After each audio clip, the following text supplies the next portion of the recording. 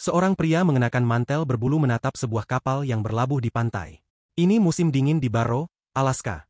Semua orang di kota sedang bersiap untuk malam kutub yang akan datang. Periode selama sebulan di mana matahari tidak terbit. Itu adalah hari terakhir sebelum 30 hari kegelapan total dimulai. Sheriff Barrow, Eben Olesen, dan Billy Kitka sedang memeriksa tumpukan telepon satelit yang terbakar di salju.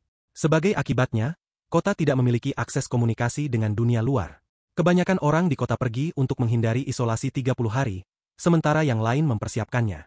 Setelah semua, ini terdengar seperti permainan anak-anak, setidaknya dibandingkan dengan apa yang baru saja mereka alami. Di kandang anjing lokal, seseorang dengan mengerikan menikam semua anjing sampai mati. Eben mendapat informasi tentang situasi tersebut dan dia setuju untuk memeriksanya. Istri Eben, Stella, bekerja untuk pemadam kebakaran Alaska. Dia ada di kota, tetapi belum memberitahu Eben karena mereka sedang bertengkar.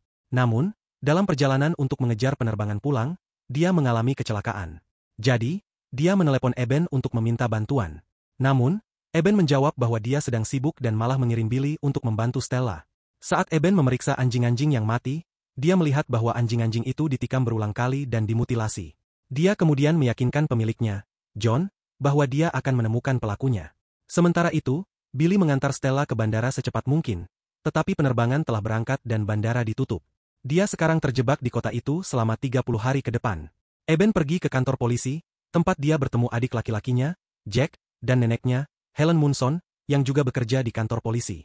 Dia memberitahu mereka tentang masalah vandalisme di Utilidor. Saat Eben tiba di Utilidor, dia bertemu teman-temannya, Charter dan Wilson. Dia mengetahui bahwa seseorang telah menghancurkan helikopter Wilson. Eben segera menyadari bahwa seseorang mencoba memutus semua sarana komunikasi dengan dunia luar. Di tempat lain, manajer listrik kota, Gus, sibuk bekerja di stasiunnya ketika dia mendengar suara-suara dari luar. Saat dia melangkah keluar untuk menyelidiki dengan senter, dia dikelilingi oleh beberapa sosok misterius. Dia mencoba melarikan diri, tetapi diserang. Orang-orang asing itu perlahan membunuhnya sambil menghisap darahnya. Kemudian terungkap bahwa orang-orang asing itu adalah vampir yang berencana berpesta di Barrow selama 30 hari ke depan. Seorang pria kotor dari awal film berada di restoran meminta daging mentah dan alkohol. Ketika pelayan menolak permintaannya, dia mencoba menyerangnya. Eben dan Stella juga ada di sana. Ketika Eben mencoba menghentikan pria itu, dia menjadi semakin kasar. Jadi dia menangkapnya bersama Stella dan membawa pria itu ke stasiun, lalu menguncinya. Di tempat lain, 3 pekerja berjalan pulang dari kerja. Saat mereka dalam perjalanan, seorang vampir tiba-tiba menyeret salah satu dari mereka ke gang gelap. 2 lainnya tidak menyadari apa yang terjadi. Setelah beberapa detik, tubuh berdarah teman mereka dilemparkan di depan mereka. Gadis itu berlari menyelamatkan diri, sementara pria yang terkejut itu menatap tubuh temannya. Saat dia melakukannya, kita melihat vampir di belakangnya. Kembali ke stasiun, Eben mencoba menginterogasi pria aneh itu, tetapi dia tidak berbicara sama sekali. Tiba-tiba, semua elektronik di stasiun berhenti bekerja. Bahkan saat mencoba menelepon Gus, teleponnya tidak berfungsi. Pria aneh di dalam sel menyuruh Eben bersembunyi karena mereka akan datang. Namun Eben mengusirnya. Tepat setelah listrik kota padam, Eben mengunjungi kantor Gus untuk menanyakan tentang listrik. Ketika dia sampai di sana, dia melihat jejak darah di salju di luar. Dia kemudian mengikuti jejak itu dan menemukan kepala Gus yang terputus dari tubuhnya. Dia segera kembali ke warga kota dan memperingatkan mereka untuk tetap di dalam rumah. John dan istrinya, Ali, berada di rumah memasak makan malam ketika tiba-tiba seorang vampir masuk melalui jendela kaca dapur. Ternyata di dalam rumah pun juga tidak aman. Vampir itu menyambar Ali dan melarikan diri. Dia sangat haus. John mencoba yang terbaik untuk menyelamatkan istrinya dan terluka. Pada akhirnya, vampir itu membawanya pergi. Kembali ke stasiun polisi, pria itu menyerang Jack. Eben datang tepat waktu dan menembak lengannya. Eben menyadari bahwa pria itu tahu sesuatu tentang pembunuhan Gus, tetapi dia tidak mengungkapkan apapun.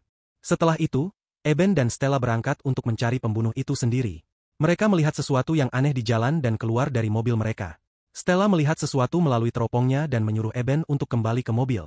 Saat mereka pergi, seorang vampir mengejar mobil dan naik ke atasnya. Eben menembak vampir itu, tetapi tidak mempengaruhinya. Stella akhirnya berhasil menurunkannya dari mobil, dan mereka melarikan diri. Mereka kemudian mendapat telepon dari kantor polisi. Helen berteriak minta tolong di ujung sana. Mereka berkendara ke kantor polisi dan melihat darah berceceran di mana-mana. Jack dan Helen tidak ditemukan dimanapun, tetapi orang asing itu masih di dalam sel. Ketika ditanya apa yang terjadi, dia menjawab bahwa mereka tidak menginginkannya, dan meminta Eben untuk membunuhnya.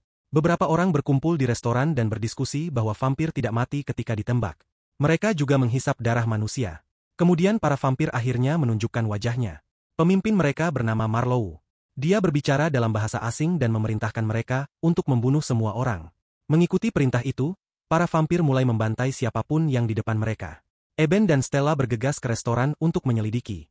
Jack dan para penyintas lainnya juga ada di sana. Namun, Helen dibunuh oleh salah satu vampir. Eben membawa semua orang ke loteng sebuah rumah di dekatnya, sementara yang lain bersembunyi. Ia dan Stella keluar untuk mencari senjata, tetapi mereka diserang oleh para vampir lagi. Mobil Eben dibalik, dan Stella hampir diseret keluar. Tepat ketika para vampir hendak membunuhnya, seorang pria berjanggut bernama Brower datang dan menabrak para vampir dengan buldosernya. Eben dan Stella berhasil masuk ke mobil Brower dan melarikan diri. Mereka kembali ke rumah dan bertemu yang lain di loteng. Mereka mendengar jeritan orang-orang terbunuh di luar, tetapi tak berani keluar. Eben menyarankan agar mereka bisa pergi ke toko untuk mendapatkan makanan. Namun sementara ini tetap bersembunyi di loteng, menunggu kesempatan untuk pindah ke Utilidor. Sementara itu, Marlowe mendatangi orang asing di sel dan berterima kasih padanya karena telah menyelesaikan tugas. Dia kemudian mematahkan kepalanya dan membunuhnya.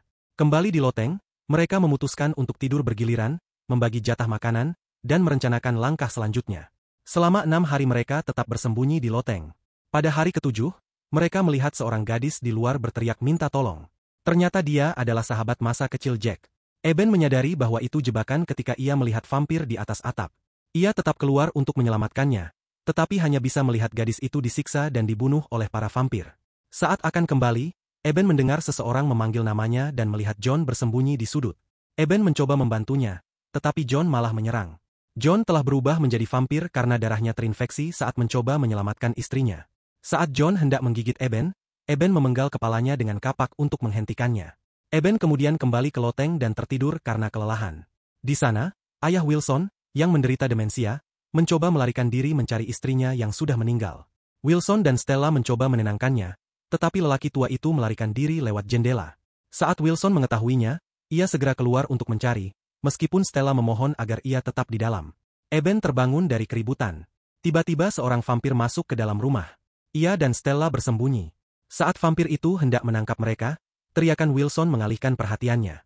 Vampir itu menemukan Wilson di luar dan membunuhnya. Ini memberi Eben dan Stella kesempatan untuk kembali ke persembunyian. 18 hari telah berlalu. Mereka tidak memiliki makanan tersisa dan semangat hidup mulai memudar. Mereka memutuskan bahwa saat badai salju berikutnya tiba, mereka akan lari ke toko. Untungnya, pada hari ke-19, badai salju melanda. Dengan hati-hati mereka berjalan menuju toko. Saat tiba, mereka mengumpulkan makanan dan perlengkapan. Tapi mereka melihat seorang gadis kecil sedang menghisap darah dari mayat. Gadis kecil itu menyerang Charter. Brower, Stella, dan Eben menjauhkannya darinya. Jack akhirnya memenggal kepala gadis itu. Ketika badai reda dan mereka siap pergi, mereka menyadari bahwa kini terdampar di toko. Mereka memutuskan untuk pergi ke kantor polisi yang dianggap lebih aman. Stella mengingatkan bahwa vampir tidak dapat berfungsi di bawah sinar matahari. Itulah alasan mereka menyerang saat malam panjang. Ini mengingatkan Jack pada lampu UV yang digunakan neneknya untuk bercocok tanam. Eben kemudian memutuskan untuk mengalihkan perhatian para vampir dengan pergi ke rumah neneknya dan menggunakan lampu UV untuk membunuh mereka, sementara yang lain melarikan diri ke kantor polisi. Eben kemudian berlari keluar sambil berteriak dengan kapak. Para vampir mendengar teriakan Eben dan mulai mengejarnya. Yang lainnya berlari ke kantor polisi untuk bersembunyi di ruang utilitas. Di tempat lain, Eben menyalakan generator di rumah neneknya. Dia kemudian bersiap menghadapi vampir dengan lampu UV. Kelompok vampir mengelilingi rumah. Marlowe memerintahkan pacarnya, Iris, yang juga seorang vampir, untuk membunuh Eben. Namun, saat Iris menerobos jendela, Eben menyinari wajahnya dengan sinar UV dan membakarnya sepenuhnya. Eben lalu menyadari para vampir akan mematikan generator, jadi dia melarikan diri dari pintu belakang. Semua vampir mengejarnya, tetapi Marlowe tetap tinggal bersama Iris yang kesakitan, lalu membunuhnya untuk menghilangkan penderitaannya. Brower memberitahu Eben bahwa sekarang gilirannya mengalihkan perhatian para vampir. Ia masuk ke buldoser dan menyerang mereka.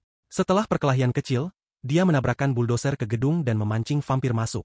Ia lalu menyalakan ledakan dan mengorbankan diri. Eben berhasil mencapai kantor polisi dengan selamat. Di sana, ia mengetahui bahwa Charter telah digigit vampir dan berubah.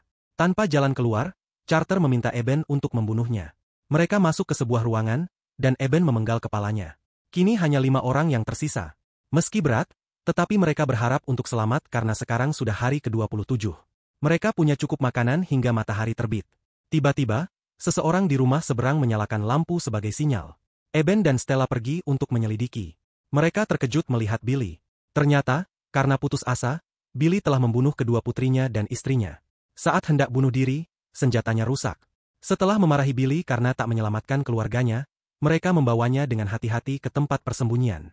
Namun, ketika sampai, mereka menemukan tempat itu kosong. Kemungkinan yang lain telah pergi ke Utilidor. Dalam perjalanan ke sana, Stella melihat seorang gadis kecil di salju. Seorang vampir akan menyerangnya dari belakang. Meski Eben menyuruhnya mengabaikan, Stella tak bisa tinggal diam dan menyelamatkan gadis itu. Vampir itu mengikuti mereka.